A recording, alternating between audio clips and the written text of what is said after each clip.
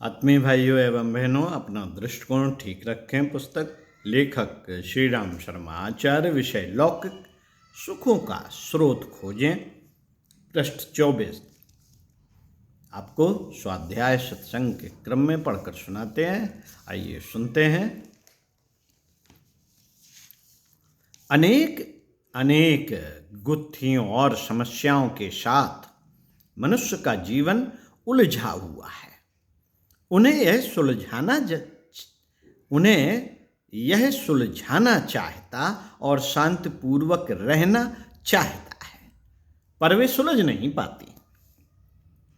कारण यह है कि समस्याओं का वास्तविक स्वरूप एवं उन्हें सुलझाने का सही तरीका मालूम न होने से इस प्रकार के प्रयत्न किए जाते रहते हैं जो जड़ की उपेक्षा करके पत्तों को सींचने के समान हास्यास्पद सिद्ध होते हैं।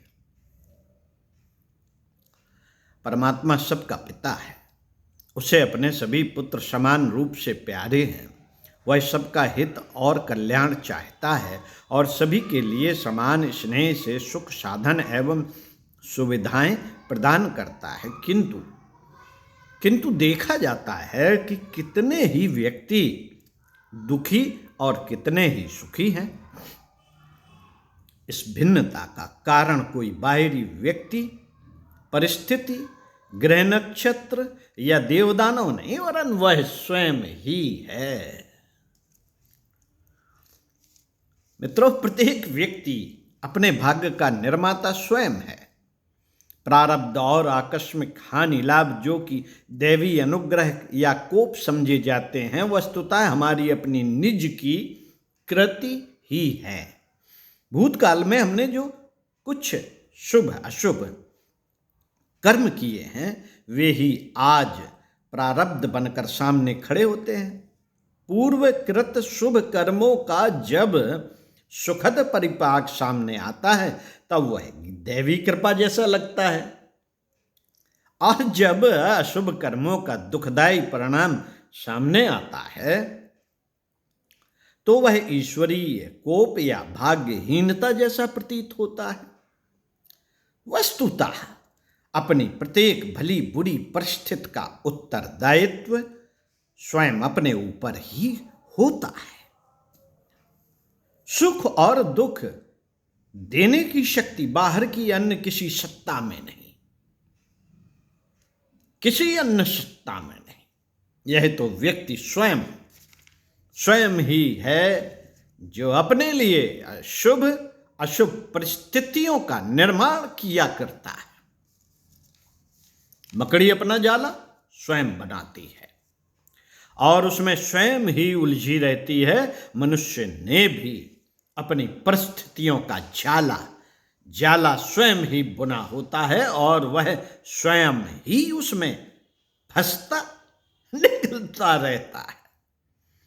इस तत्व को हम जितना अधिक हृदयंगम करते हैं, उतना ही यह निश्चय हो जाता है कि अध्यात्म ही इस संसार का सबसे बड़ा, सबसे महत्वपूर्ण तत्व ज्ञान है।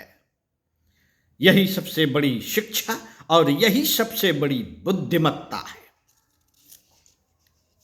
साथियों, जिस आधार पर हमारे सुख दुख की, उत्थान पतन की, संतोष संताप की धुरी घूमती है, उस पर ही अधिक ध्यान देने की आवश्यकता है। जड़ को सींचने से ही जब पत्ते हरे होंगे, तो हर को मिलाए हुए पत्ते को अलग अलग सींचने या उन पर हरा रंग पोतने का श्रम करने से क्या लाभ है। अनेक प्रकार की गुत्थियां और परेशानियां हमारे सामने रहती हैं। यदि उनका उलझना सुलझना हमारी आंतरिक स्थिति पर ही निर्भर है, तो बाहरी उपचारों की अपेक्षा अपने आंतरिक स्तर का सुधार करने का ही प्रयत्न क्यों ना किया जाए। यह बात हमारे जेहन में क्यों नहीं आती। अध्यात्म वस्तुतः एक महान विज्ञान है। इसे जीवन विद्या या संजीवनी विद्या कह सकते हैं। जीवन जैसे महान कार्य का सही उपयोग करना इसी ज्ञान के आधार पर संभव होता है। किसी बड़ी जागीर, मिल, फैक्ट्री, फर्म, संस्था, उद्योग या विशालकाय मशीन को चलाने, सुधारने और लाभदायक स्थिति में रखने के लिए प्रशिक्षण की आवश्यकता होती है। यदि अनाड़ी के हाथों में ऐसे बड़े कार्य सौंप दिए जाएं तो अनर्थ की ही संभावनाएं रहेंगी। मानव जीवन भी ऐसी ही एक बहुत बड़ी जिम्मेदारी है। 84 लाख योनियों के बाद प्राप्त हुआ सृष्टि का सर्वोत्तम उपहार यह सुर दुर्लभ मनुष्य शरीर है। इसको ठीक प्रकार से जीने की भी एक सर्वांगपूर्ण विद्या है। उसे ही अध्यात्म कहते हैं। जिसने अध्यात्म का शुद्ध स्वरूप जान लिया और अपना लिया, उसके लिए यह मानव शरीर रिद्धि सिद्धियों का भंडार है, सुख शांति का रत्न कोश है, आनंद और उल्लास का खजाना है, ऐश्वर्य और वैभव का कल्प वृक्ष है। अध्यात्म युक्त जीवन ही वह जीवन है जिसे प्राप्त कर मनुष्य अपने आप को देवता की स्थिति में पहुंचा हुआ अनुभव करता है। लौकिक जीवन में जितने भी सुख, साधन एवं प्रसन्नता दायक अवसर हैं, उनका मूल अध्यात्म ही है। साथियों, यदि इस विचारधारा का प्रभाव मन पर न हो तो पुण्य कर्म किस प्रकार बन पड़ेंगे और उनके बिना सुख साधनों से परिपूर्ण प्रारब्ध कैसे बनेगा। स्त्री पुत्रों का, स्वजनों परिजनों का सज्जन और सद्भाव संपन्न होना एक बहुत बड़ा सुख है, पर यह सुख उसे ही मिलता है जिसने अपने स्वभाव और चरित्र को आदर्श बनाकर अपने निकटवर्ती लोगों को प्रभावित कर लिया है। दूसरों को सज्जन बनाने के लिए अपना सज्जन होना आवश्यक है। ईश्वर की पूजा करने के लिए अपना ईश्वर बनना आवश्यक है।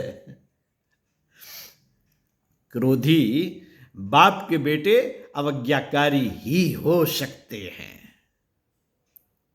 क्रोधी बाप के बेटे अवज्ञाकारी ही हो सकते हैं। बालक के स्वभाव का बहुत कुछ निर्माण उसके जन्म से पूर्व हो जाता है। माता पिता के रजवीर से बच्चे का शरीर बनता है और स्वभाव एवं चरित्र से उसका मन विनिर्मित होता है।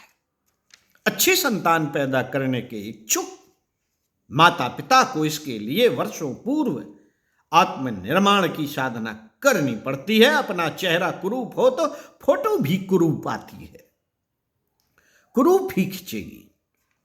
माता पिता का स्वभाव अव्यवस्थित हो तो उनके बालक कैसे सज्जन और सद्भावी होंगे, कैसे होंगे। बच्चों को पौष्टिक भोजन करा के उन्हें स्वस्थ और कपड़े जेवर आदि से सजाकर सुंदर बनाया जा सकता है, पर उनके स्वभाव में श्रेष्ठता तो तभी आवेगी जब माता पिता अपनी श्रेष्ठता का प्रभाव प्रत्यक्ष और अप्रत्यक्ष रूप से उन पर डालें। मित्रों, यह कार्य आध्यात्मिक विचारधारा से ओतप्रोत दंपत्य ही कर सकते हैं। इसीलिए उत्कृष्ट प्रकार की संतान प्राप्त करना भी उन्हीं के लिए संभव होता है। कभी कभी सज्जनों के घर में भी कुसंस्कारी बालक जन्मने के अपवाद होते तो हैं, पर मोटा नियम यही है कि जैसे भावना प्रवाह में बालक पलता है वैसे ही संस्कार उसके बनते हैं और धीरे धीरे वह उसी ढांचे में ढल जाता है। उपदेशों से नहीं बालक संस्कारों से ढलते हैं और श्रेष्ठ ढालने का सांचा एकमात्र अध्यात्म ही है। यही बात परिवार के अन्य सदस्यों के ऊपर लागू होती है। पति पत्नी में से एक भी उत्कृष्ट स्वभाव का हो तो दूसरे की अपूर्णता को बहुत हद तक दूर करके सभी सभी को बहुत अंशों में अपने अनुकूल बना सकता है। व्यवहार की सज्जनता से परिवार के अन्य सदस्य भी अपने अनुकूल बन जाते हैं। मित्रों और संबंधित व्यक्तियों पर भी यह बात बहुत हद तक लागू होती है। साथियों, संबंधित व्यक्ति अपने अनुकूल स्वभाव और आचरण रखें, अपने प्रति सद्भाव रखें, तो उनके सानिध्य में रहने से स्वर्ग जैसा सुख मिल सकता है। जिसके निकटवर्ती परिजन विरोध दुर्भाव रखते हैं, उनके लिए प्रत्यक्ष नरक ही है। भौतिक जीवन के इस स्वर्ग को नरक में और नरक को स्वर्ग में बदल देना हमारे अपने दृष्टिकोण एवं स्वभाव की उत्कृष्टता एवं निकृष्टता पर बहुत कुछ निर्भर है। अध्यात्म की ओर अभिमुख होकर यदि कोई व्यक्ति अपने परिजनों को स्नेही एवं सहयोगी बना लेता है तो क्या वह कुछ कम लाभ है? धनी होना उतना सुखकर नहीं जितना स्नेही परिवार प्राप्त करना। ये दोनों ही सुख प्रदान करने की अनंत क्षमता अध्यात्म विद्या में सन्निहित है। ऐसी महान विद्या की उपेक्षा करना निश्चित रूप से कोई समझदारी की बात नहीं।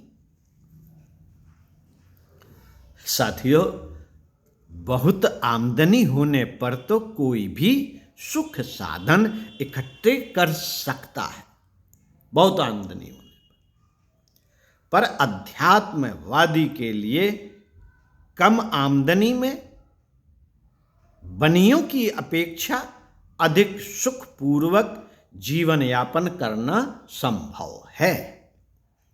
आमदनी की मर्यादा में ही अपना बजट चलाना, फिजूल खर्चियों को त्याग देना, मितव्ययता और विवेकपूर्ण एक एक पाई का खर्च करना, शौकीनी और विलासता से घृणा करते हुए सादगी को अपनाना,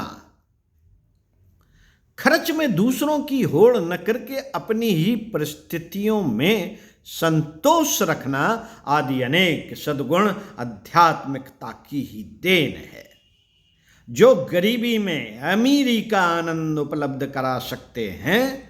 इन गुणों के होने पर गरीबी नहीं लगती और इनके अभाव में अमीरी भी रूखी, फीकी, असंतोषजनक एवं अपर्याप्त लगती है। साथियों, स्वास्थ्य की समस्या का संबंध लोग पौष्टिक आहार से जोड़ते रहते हैं। सोचते हैं कि बढ़िया खाना मिले तो तंदुरुस्ती बढ़े। वास्तविकता यह है कि मानसिक स्थिति पर ही आरोग्य निर्भर रहता है।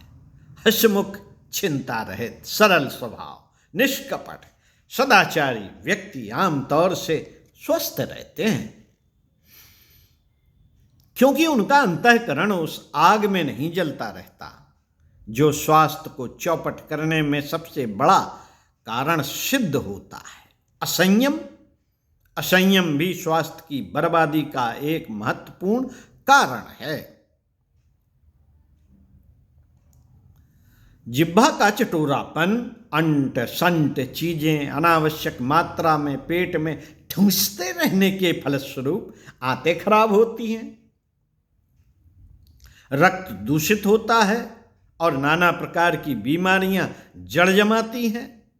ब्रह्मचर्य संबंधी असंयम शरीर को खोखला कर देता है और युवावस्था में ही बुढ़ापा लाकर अल्पायु में मरने के लिए विवश करता है।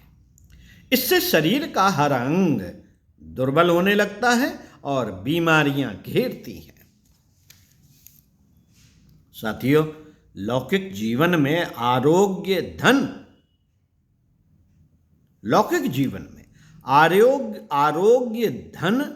स्नेह, सौजन्य, ये तीन ही आरोग्य धन क्या है? लौकिक जीवन में आरोग्य धन, स्नेह, सौजन्य, ये तीनों ही सबसे बड़ी विभूतियां मानी गई हैं। इन्हीं से मनुष्य अपने को सुखी अनुभव करता है। ये तीनों ही विभूतियां अध्यात्म के छोटे से उपहार हैं, जिन्हें सच्चे अध्यात्मवाद का कोई भी उपासक निश्चित रूप से प्राप्त कर सकता है। आंतरिक जीवन की वह सुख समृद्धि तो इन लाभों के अतिरिक्त ही है, जिन्हें प्राप्त करने वाला अपने को सब प्रकार से धन्य और कृत्य अनुभव करता है। ओम शांति। आपको इसी क्रम में आगे इसी पुस्तक से पढ़कर सुनाएंगे। अपना दोष स्वीकार कीजिए, औरों के बुलाइए, औरों के दोष भुला दीजिए और अपने दोष स्वीकार कर लीजिए। इसको पढ़ते हैं, सुनते हैं, स्वाध्याय सत्संग करते हैं अगले वीडियो में। ओम शांति।